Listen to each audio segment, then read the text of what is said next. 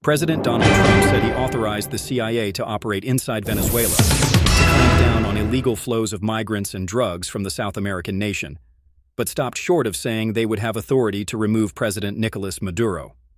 Trump details decision to authorize CIA to operate in Venezuela.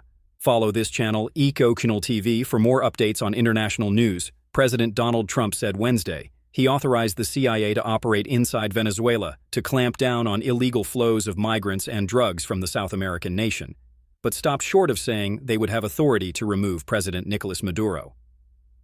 The remarks are Trump's most expansive comments on his decision to expand the CIA's authority to conduct lethal targeting and carry out covert action in the region, which CNN first reported on last week.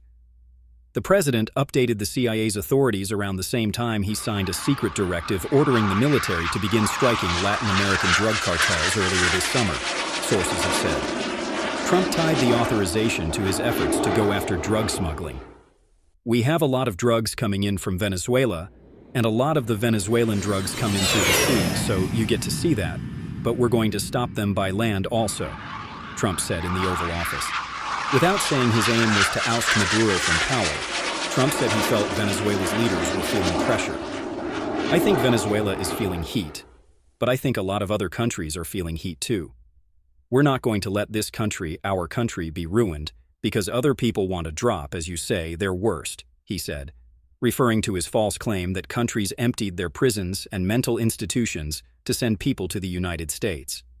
Shortly after Trump's remarks, Venezuela's Foreign Minister Ivan Gil said in a statement the government rejects Trump's warmongering and extravagant statements, which it called a violation of international law.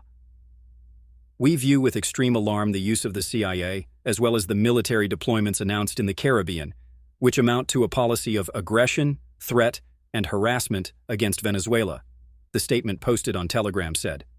Speaking on national television, Maduro further condemned the U.S. for its discriminatory and xenophobic statements, comparing Venezuelans to criminal group Tren de Aragua, which he said had been eradicated in Venezuela.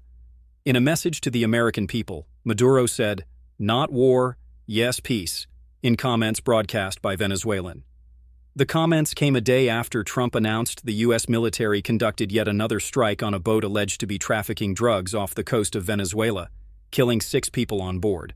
That marked at least the 5th time the U.S. has announced such a strike, escalating tensions with Maduro, who has indicated that he is preparing to declare a state of emergency to protect his country in the event of an attack by the U.S. military.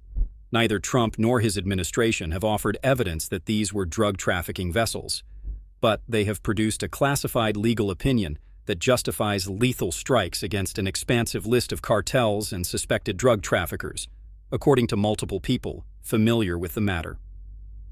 Pressed by reporters Wednesday on why he did not just use the Coast Guard to intercept narcotics shipments, Trump said that previous efforts over the past 30 years to stop drug traffickers have been totally ineffective and never worked when it was done in a politically correct manner.